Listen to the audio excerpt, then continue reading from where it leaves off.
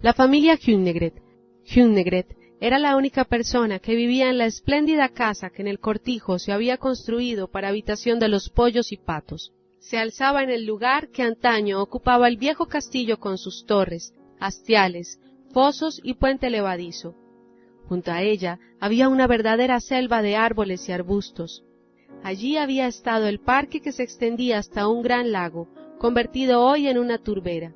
Cuervos, cornejas y grajos volaban graznando y chillando por entre los viejos árboles. Era un hervidero de aves, y la caza no hacía mella en sus filas. Antes bien, su número crecía constantemente. Se oían desde el gallinero donde residía Hunnegret, y donde los patitos se le subían a los zuecos. Conocía cada uno de los pollos y cada uno de los gansos a partir del día en que habían roto el cascarón, y estaba orgullosa de sus pupilos, así como de la magnífica casa que habían construido para ella. Su habitacioncita era limpia y bien cuidada, así lo exigía la propietaria del gallinero, la cual se presentaba a menudo en compañía de invitados de distinción para enseñarles el cuartel de los pollos y los patos, como lo llamaba. Había allí un armario ropero y un sillón, e incluso una cómoda, y en lo alto se veía una bruñida placa de latón que llevaba grabada la palabra Grub. Era el apellido de la antigua y noble familia que había vivido en el castillo señorial. La placa la habían encontrado al excavar los cimientos, y en opinión del sacristán, no tenía más valor que el de un antiguo recuerdo. El sacristán estaba muy bien informado en todo lo concerniente al lugar y a su pasado, lo sabía por los libros, y guardaba muchos documentos en el cajón de su mesa. Conocía muchas cosas del tiempo antiguo, pero más sabía aún la vieja corneja, y las pregonaba en su lenguaje, solo que el sacristán no lo entendía, con ser tan inteligente e instruido. En los calurosos días estivales, el pantano exhalaba vapores como si fuese un auténtico lago frente a los viejos árboles visitados por cuervos, cornejas y grajos. Así era cuando el hidalgo Grub residía en aquellos parajes, y se alzaba aún el antiguo castillo de espesos muros rojos. La cadena del mastín llegaba entonces hasta más allá de la puerta. Por la torre, un corredor empedrado conducía a los aposentos. Las ventanas eran estrechas y los cristales, pequeños, incluso en el salón principal, donde se celebraban los bailes. Pero ya en tiempos del último Grub, nadie recordaba que se hubiese bailado allí, aun cuando se guardaba un viejo tambor que había formado parte de la orquesta. En un armario ricamente esculpido se conservaban raras plantas bulbosas, pues la señora Grub era muy aficionada a la jardinería. Su esposo prefería salir a cazar lobos y jabalíes, y su hijita María lo acompañaba siempre un buen trecho. A los 5 años montaba orgullosamente en su propia jaquita, mirando arrogante a su alrededor, con sus grandes ojos negros. Se divertía repartiendo latigazos entre los perros de caza, aunque más le gustaba al padre que los propinara a los hijos de los labriegos que se acercaban corriendo a ver a los señores. El campesino que vivía en la choza de las inmediaciones del castillo tenía un hijo llamado Soren, de la misma edad que la noble muchacha. Sabía trepar ágilmente y lo hacía buscando nidos de pájaros para la niña. Los pájaros chillaban alborotados y uno ya bastante crecido le picó en un ojo con tal violencia que le salió mucha sangre. Pareció que iba a perderlo. Pero no ocurrió nada, por suerte. María Grub lo llamaba su Soren, lo cual era una gran distinción y redundó en beneficio de su padre, el pobre Jon, un día en que, habiendo cometido una falta por descuido, fue condenado al suplicio del potro. Estaba éste en el patio del castillo, con 4 estacas por patas y una única estrecha tabla por lomo. Sobre él debía montar Jon a horcadas, con una pesada piedra en cada pie para que no le resultase tan ligera la montura. El hombre hacía muecas horribles. Soren, llorando, acudió suplicante a la niña María. Esta ordenó que se liberara inmediatamente al padre del muchacho, y al no ser obedecida, se puso a patalear en el puente de piedra y a tirar con tanta fuerza de la manga de su padre que la desgarró. Estaba resuelta a salirse con la suya y lo consiguió. El padre de Soren fue soltado. La señora Grub, que llegó en aquellos momentos, acarició el cabello de su hijita y la miró con ojos cariñosos. María no comprendió por qué lo hacía. Gustaba de ir con los perros de caza, mas no con su madre, que bajaba al jardín y al lago, donde florecían los nenúfares y se mecían espadañas y juncos. Ella contemplaba la exuberante lozanía y exclamaba: ¡qué bonito! En el jardín crecía un árbol entonces raro, que ella misma había plantado, al que llamaban haya roja, una especie de moro entre los demás árboles, tan negruzcas eran sus hojas. Necesitaba mucho sol, pues a la sombra se había vuelto verde como los demás, perdiendo su cualidad característica. En los altos castaños abundaban los nidos, lo mismo que en los arbustos y las altas hierbas. Parecía como si estos animales supieran que allí estaban protegidos, que nadie podía disparar allí su escopeta. La pequeña María frecuentaba aquel lugar con Soren, pues el niño sabía trepar, como ya dijimos, y cogía los huevos y las crías, cubiertas aún de vello. Las aves, grandes y chicas, echaban a volar asustadas y angustiadas. El frailecillo de los campos, los cuervos, grajos y cornejas de las altas copas,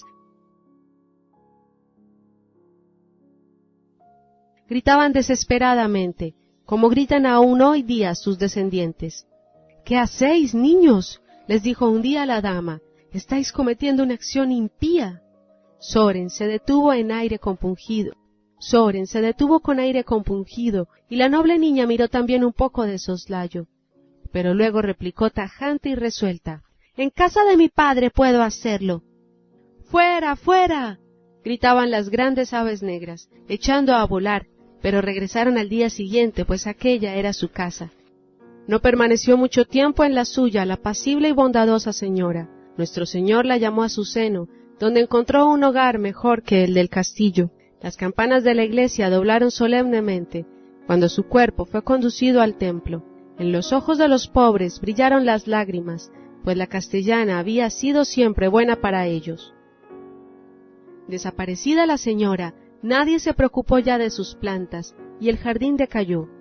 El señor Grub era un hombre duro, pero su hija, aunque tan joven, sabía amansarlo. Lo hacía reír y conseguía sus propósitos.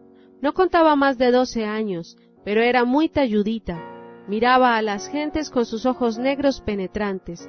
Cabalgaba como un hombre y disparaba la escopeta como el más consumado cazador.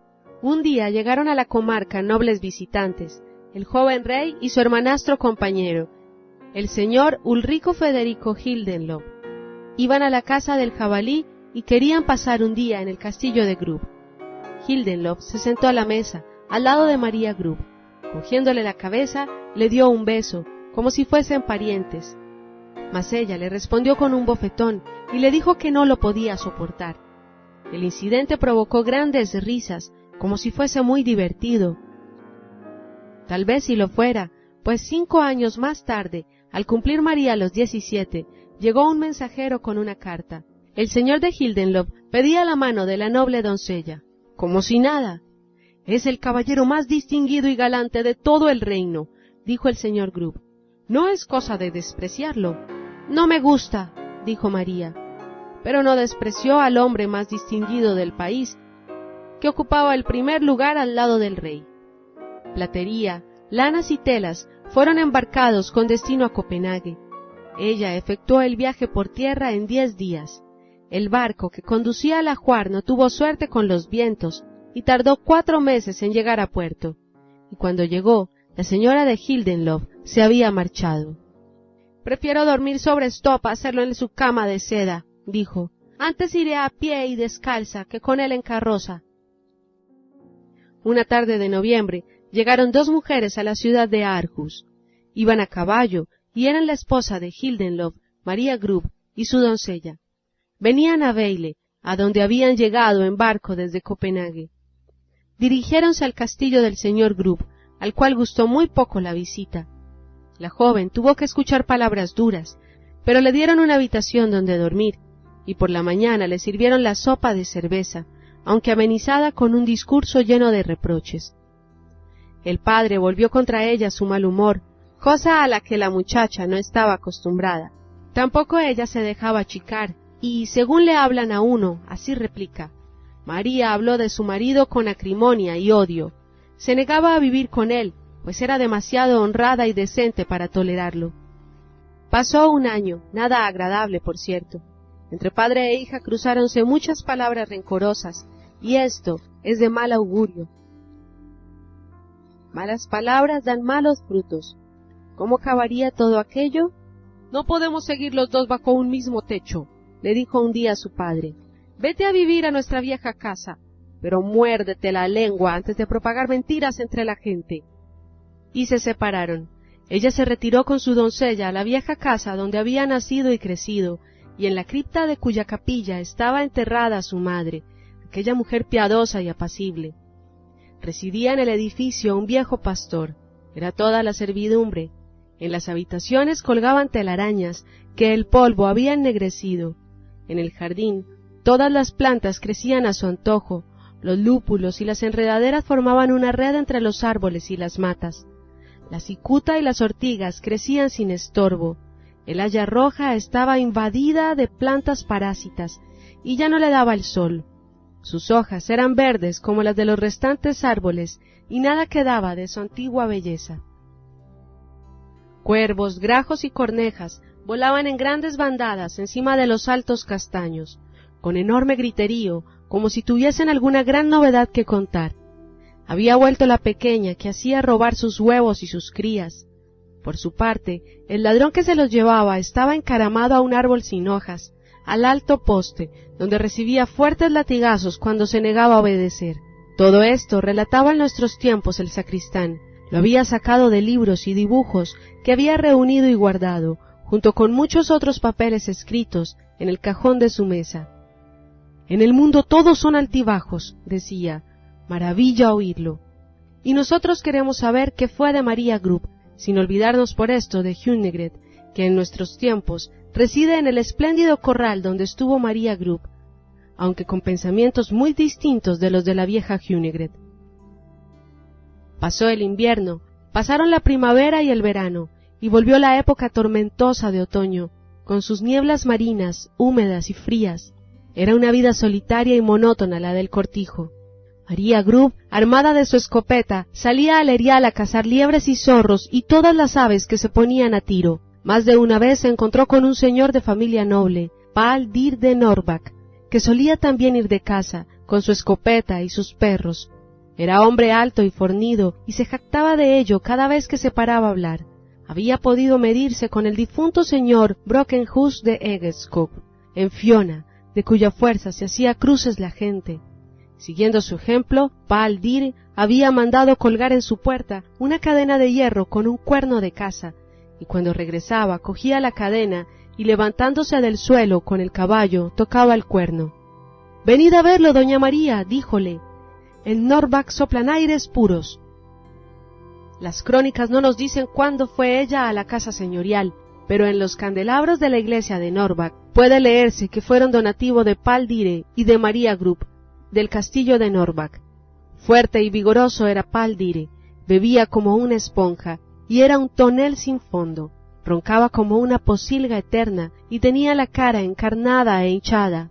«Es taimado y socarrón como un campesino», decía la señora Paul Dire, la hija de Grubb. No tardó en cansarse de aquella vida, pero no por ello mejoraron las cosas. Estaba un día la mesa puesta, y los platos se enfriaban. Paul Dire había salido a la casa del zorro, y la señora no aparecía por ninguna parte. Paul Dire regresó a medianoche, mas la señora Dire no compareció ni a medianoche ni a la mañana siguiente. Había vuelto la espalda a Norbach, despidiéndose a la francesa. El tiempo era gris y húmedo, con viento frío. Una bandada de chillonas aves negras pasó volando sobre su cabeza.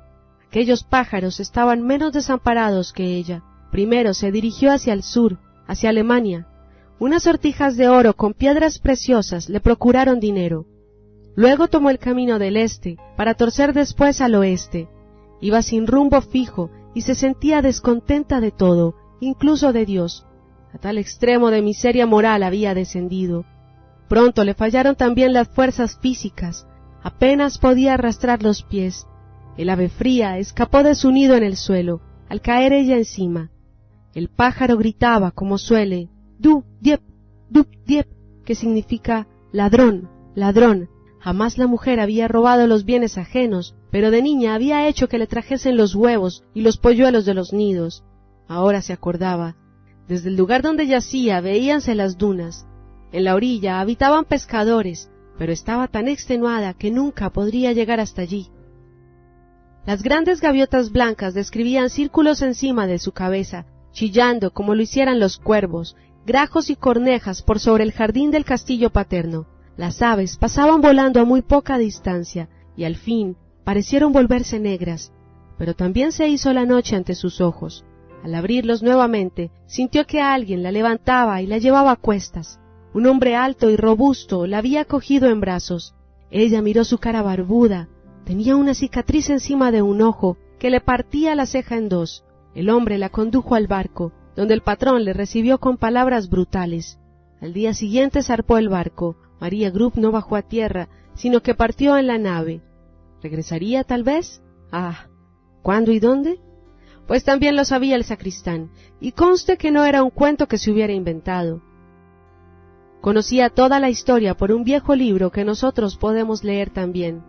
El poeta danés Ludwig Holberg, autor de tantos y tantos libros interesantes y alegres comedias, por los cuales conocemos bien su época y sus hombres, habla en sus cartas de María Grubb, dónde y cómo se encontró con ella en el mundo.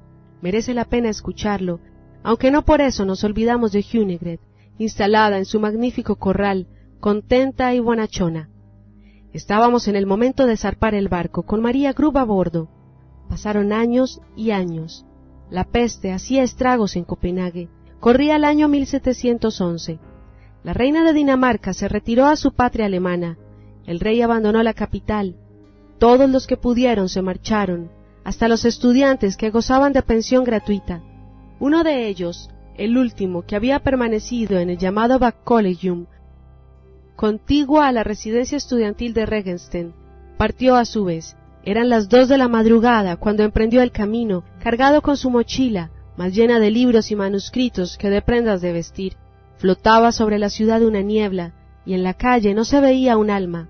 Por todas partes había cruces pintadas en puertas y portales, señal de que en el interior reinaba la peste, o de que sus moradores habían muerto de ella.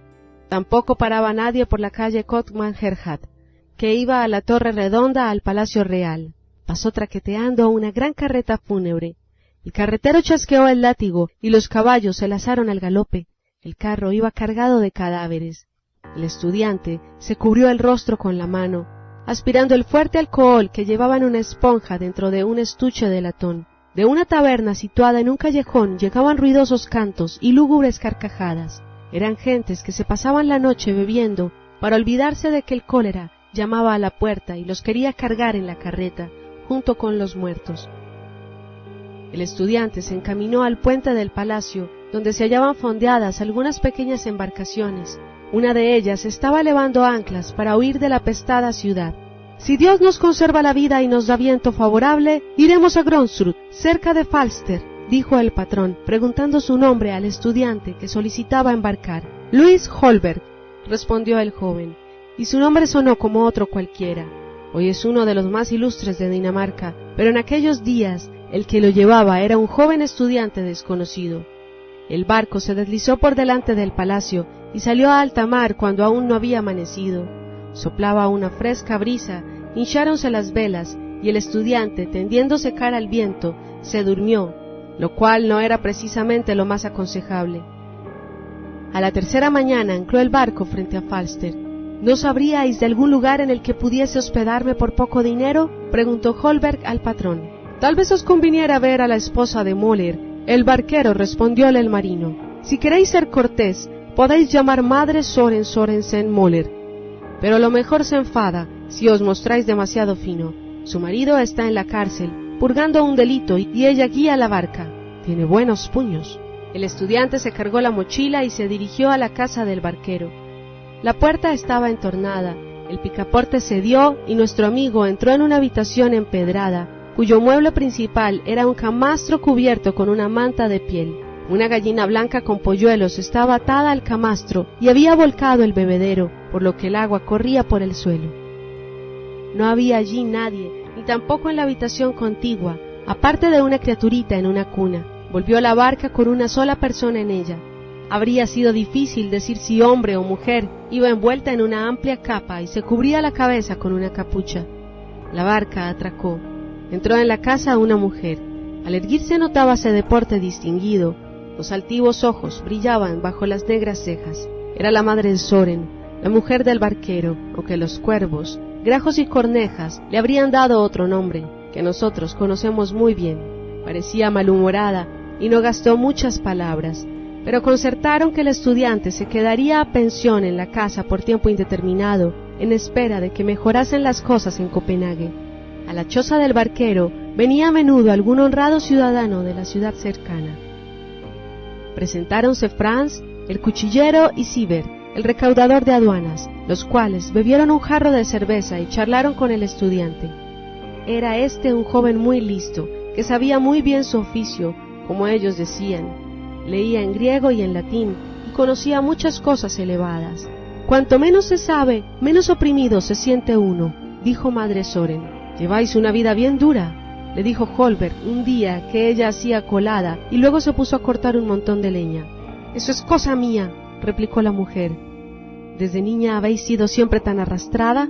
Eso podéis leerlo en mis puños, dijo ella mostrándole dos manos pequeñas, pero recias y endurecidas, con las uñas raídas. Sois instruido y sabréis leerlo. Al acercarse Navidad, empezó a nevar intensamente. El frío era vivo y el viento cortante, como si quisiera lavar la cara de la gente con agua fuerte. Madre Soren no se arredró por eso. Arrebujóse la capa y se caló la capucha. Ya a primeras horas de la tarde, estaba oscuro en la casa. La mujer echó leña y turba al hogar y se sentó a zurcir las medias. No tenía nadie que lo hiciera.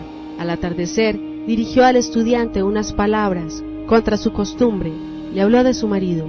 Sin querer mató a un marino de Dragor, por eso tiene que pasarse 3 años encadenado a la barra, condenado a trabajos forzados. Como es un simple marinero, la ley debe seguir su curso.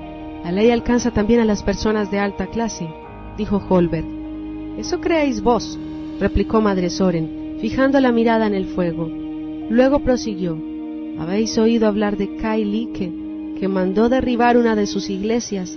Cuando el párroco Mats protestó desde el púlpito, él lo hizo encadenar, lo sometió a juicio, lo condenó él mismo a muerte y lo mandó decapitar.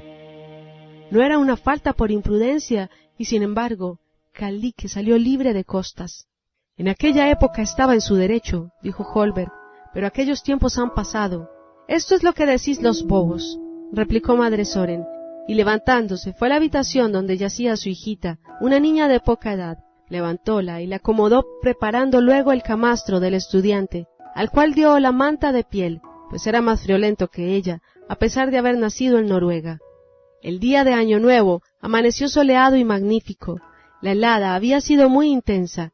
La nieve acumulada formaba una capa dura, por la que se podía andar sin hundirse. Las campanas de la ciudad llamaban a la iglesia. El estudiante Holberg se envolvió en su abrigo de lana y se dispuso a ir a la población. Por sobre la casa del barquero volaban cuervos, grajos y cornejas con un griterío de todos los demonios que ahogaba el son de las campanas. Madre Soren, en la calle, llenaba de nieve un caldero de latón para ponerlo al fuego y obtener agua. Levantó la mirada a las bandadas de aves y se sumió en sus pensamientos. El estudiante Holberg fue a la iglesia y tanto a la ida como a la vuelta pasó frente a la casa del aduanero Silbert, situada en la puerta de la ciudad. Lo invitaron a tomar un vaso de cerveza caliente con jarabe y jengibre y la conversación recayó sobre Madre Soren. Pero el preceptor de aduanas no sabía gran cosa sobre ella. Eran muy pocos los que conocían su historia. No era de Falster, dijo. Seguramente, en tiempo pasado poseyó algunos bienes. Su marido era un sencillo marinero de genio vivo y había matado a un patrón de Dragor. Zurra a su mujer y, sin embargo, ella lo defiende. Yo no aguantaría semejante trato, dijo la esposa del aduanero. También yo soy de buena casa. Mi padre fue calcetero real. Por eso os casasteis con un funcionario del rey, contestó Holberg, haciendo una reverencia al matrimonio. Era la noche de los Reyes Magos. Madre Soren encendió para Holberg las 3 velas de cebo típicas de la fiesta, fabricadas por ella misma. «Una luz para cada uno», dijo Holberg. «¿Cada uno?», preguntó ella lanzándole una mirada penetrante. «Cada uno de los magos de Oriente», dijo Holberg. «Eso pensáis vos», replicó ella, y permaneció callada durante largo rato. Pero aquella noche su huésped se enteró de muchas cosas que hasta entonces ignoraba. «Vos queréis a vuestro marido», dijo Holberg, «y no obstante la gente dice que os maltrata». «Eso no le importa a nadie más que a mí», protestó ella.